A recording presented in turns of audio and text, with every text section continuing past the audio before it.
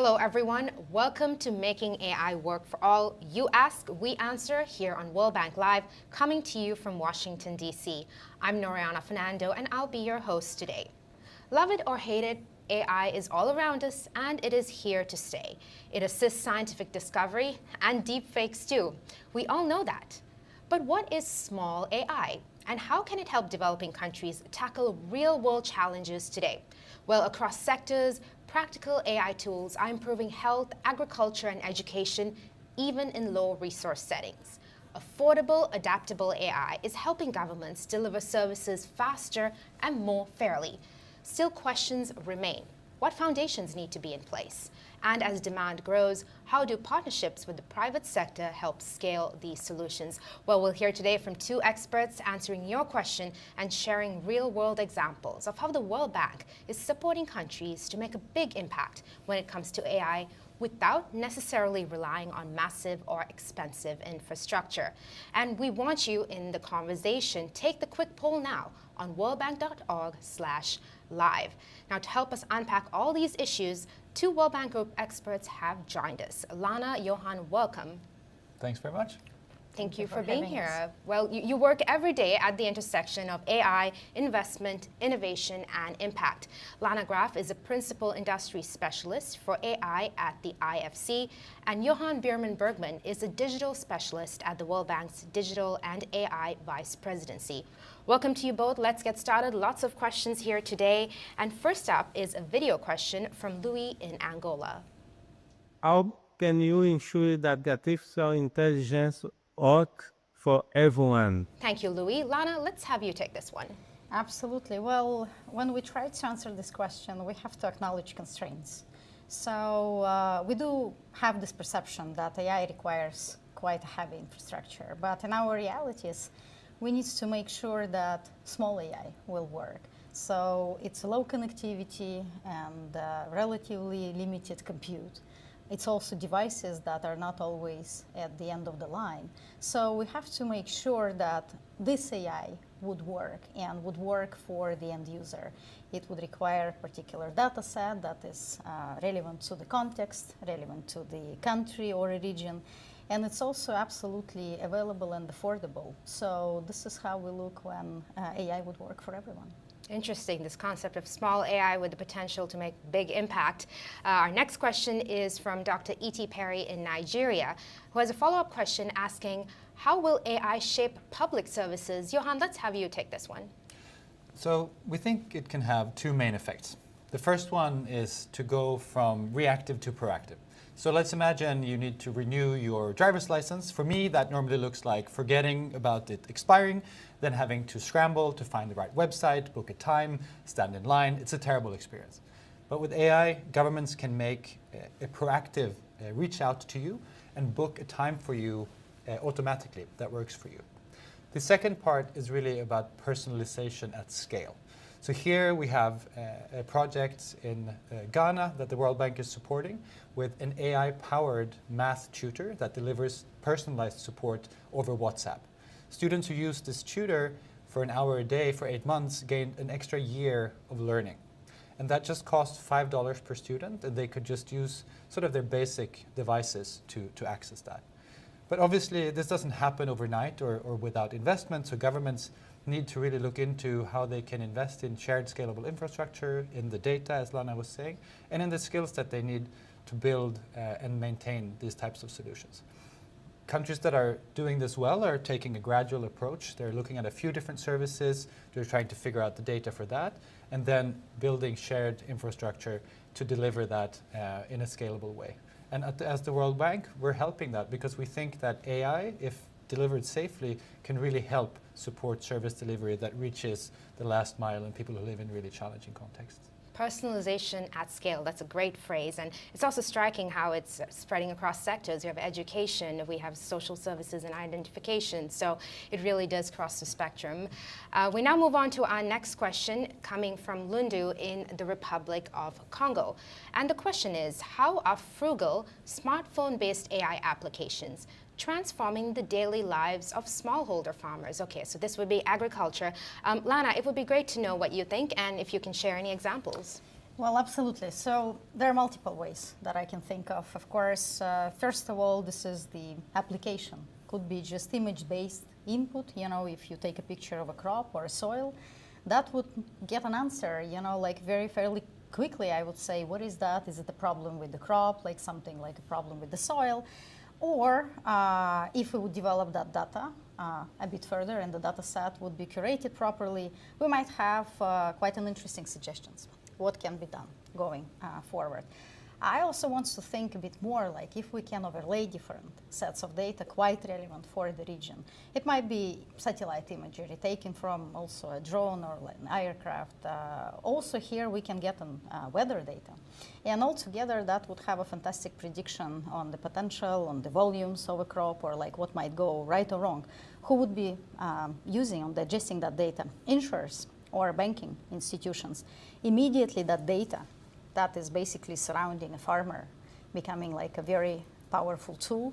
If you put it on a very contextual scale, a small scale, that would unlock a lot of opportunities and possibilities for the farmer. Interesting how this concept of customization, but also larger data sets keeps coming up over and over again. We have our next question coming from the Gambia, Isatu, asking, AI systems often encode the biases of their creators. How can low and middle income countries safeguard against the subtle ways AIs could entrench discrimination in finance, healthcare, or public services? A very important question. Johan, let's hear from you on that one. So I think the core issue is really about the data in a lot of AI systems, the data it's trained on, that is, being taken from contexts that are very different to the ones where the system is deployed. So imagine a credit scoring algorithm, right, that is trained on data from traders here in the US. That will most likely have not very good predictive power for a trader in the Gambia or in Guinea in West Africa. So what we can do here is really to look at three different areas. First, it's around the data itself. So what is it? What does the data represent? Does it have local language capabilities? Does it represent the behaviors of the people we're trying to serve? And getting to that place means governments need to invest in that data foundation. The second is around the governance. So who can actually use these types of AI applications? How do we ensure accountability? And how do we step in to challenge the AI when decisions or recommendations aren't correct? And then the third one is really about the capability to manage that data and to enforce those regulations. So governments need to be able to understand how they evaluate and audit these AI systems and how they spot when biases start to creep in. Thank you. And it does sound like a lot of thoughtful, proactive thinking needs to go into this. So point well taken. And our next question is a video question coming from Rwanda. We have Sabibana Fulgence asking the following question. How can the World Bank encourage private sector investment in AI? Okay, Lana, we're going to have you come in on the private sector element and Johan on the policies. Well, absolutely. So when we look at the investments that are sustainable, right, that are hopefully will scale and deliver a lot of value, we need to just make sure that foundations are there. And foundations is all about who will be using that, who can improve the system, update it, the skills, right, like the soft infrastructure. There is also a question, what would be the setup for the infrastructure, where you would run those models, keep them updated, what stack, what technology stack is there available. And then there are lots on regulation, really, what policies, what incentives, you know, it's there basically on the ground to make sure that this venture will be successful, whether it's, you know, like some matching capital or some type of grants, you know, like towards particular vertical or a sector of application. And in this case, the minute we see that there is ecosystem or a systematic approach taken in the country or like in a certain innovation hubs, this is where it looks quite promising for us. This is what we are trying to see if entrepreneurs can build upon. This is where startups can hopefully be able to scale. So it's all about really building blocks and layering foundations. Johan, any thoughts on that ecosystem sort of policy angle of this whole idea? Yeah, I mean, I think we all know that there aren't one-size-fits-all approaches to regulatory frameworks. And as the World Bank, I think what we bring is really the ability to understand the specific country's context and then bring lessons and insights from other countries and help tailor them and adapt them so they work there. But obviously regulation isn't enough for investment to start flowing. We need also customers, right? And that's where it's so important that governments step in and start using AI in a safe way to improve the efficiency of administration, to help deliver services in a better way, because that sends a signal to the private sector that in fact here is a market that's being built and there is demand. So as the World Bank, we're trying to help and support both those areas. So on the one hand, really supporting the rules that are clear, that gives investors the confidence to invest, and then supporting public sector entities in creating the use cases that build the demand and the market that then entrepreneurs can serve. Interesting, very interesting to see the interplay of private sector and the government coming in here. Great answers, and we've already covered a lot, and thank you to everybody who has been joining the conversation online. And our experts are actually online with you right now, answering as many questions as they can in the chat. Now let's see what you told us in the live poll. We asked you, which do you think is most critical for AI to address real-world challenges? We heard from more than 500 people on the poll, and let's see what they have to say. Here you can see on screen that affordability and ease of use coming in at 24%. Working in low-resource contexts at 10%. Okay, solving local problems at a whopping 40%, and trust and safety at 25%. Okay, Johan, Lana, reactions, did this surprise you? Well, I'm glad to see that 40% of the local serving models or local serving AI, this is hopefully a proof that small AI, big impact, you know, like our idea that we're trying to push is something there to live and scale. So we do believe, of course, in localization in the local context, in a particular data sets, and in always the feedback loop that only local probably user would give us. So it's absolutely encouraging to see that. Yeah, and I'd also honestly point out the 10% on low resource context. I think it's a little biased. We're asking people on the internet if low resource AI is important. So we're probably not asking the people who actually live in low resource context. But from our work, you know, we know that a lot of these contexts are low resource in the sense that they have, you know, limited internet connectivity. They have quite basic devices. And I mean, I don't know if you've used one of the sort of popular chat bots in, let's say, beyond major cities in Central Africa or in South Asia, but it's not a great experience because they really can't deliver, you know, the answers you need. And that's where I think small AI has a huge role to play.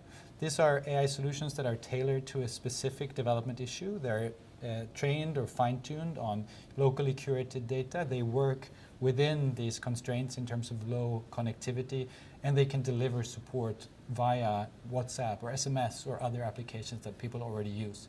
And so this is really where we see sort of the fastest path to impact for AI in these low resource contexts. Course, and we saw this idea of trust and safety also coming in at 25%. And you said earlier, Johan, that we need these proactive solutions to that element.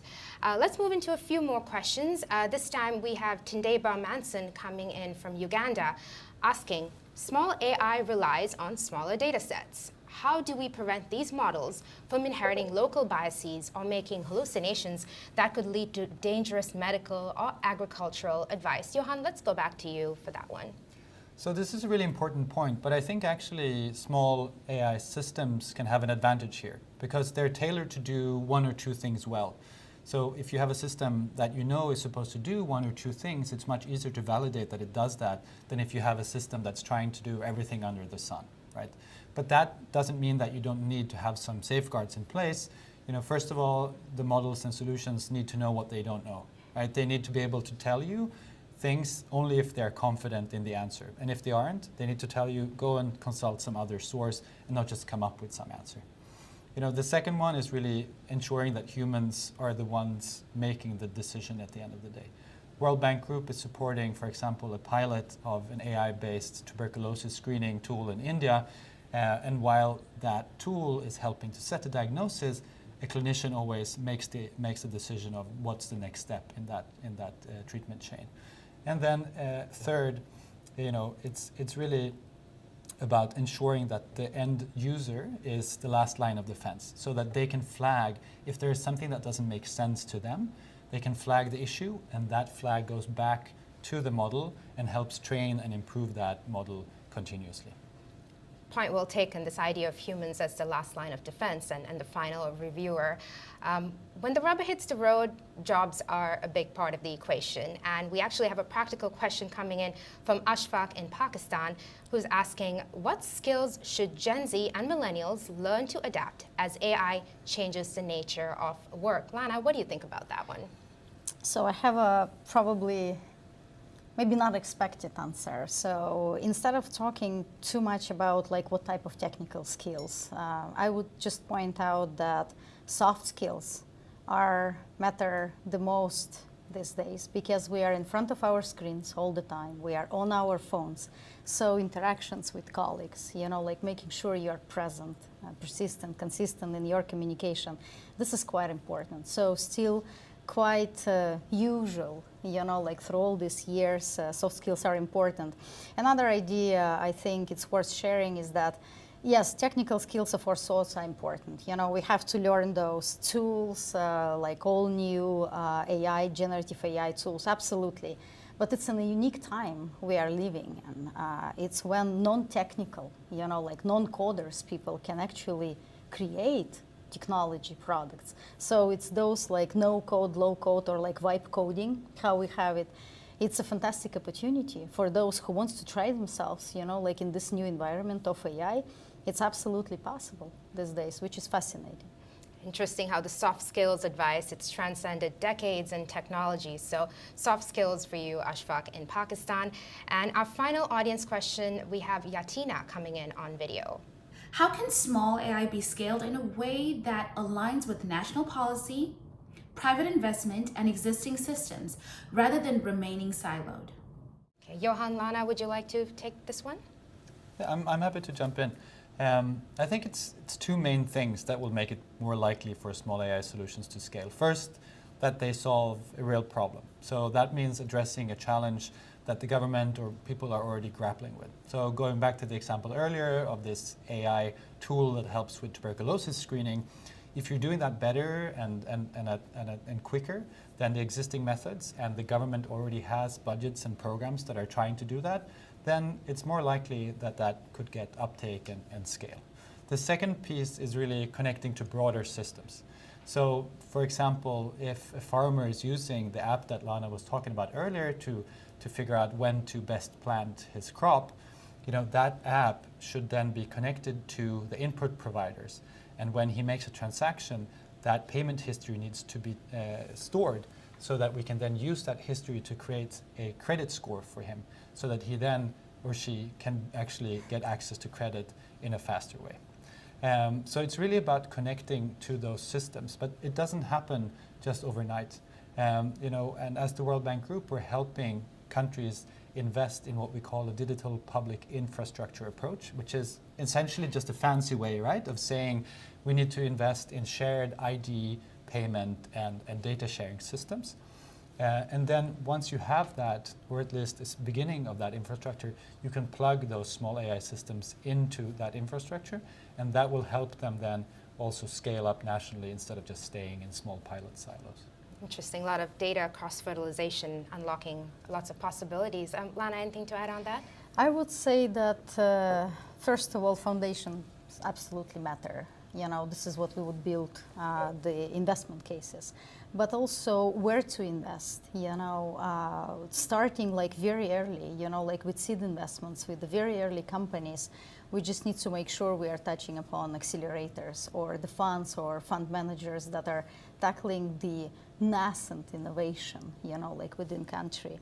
So at the same time, fund managers who are going out there and looking for investments across the globe, it's sometimes not that easy, like the major technology providers, obviously they are in developed world, but then they continue to be devoted to that mission, go in emerging market and see what actually will be applicable out there. It's very inspiring to see. So our colleagues at the bank, like with within many departments, they're doing fantastic job, like looking for those investments and continue pushing the envelope towards the most innovative solutions to invest.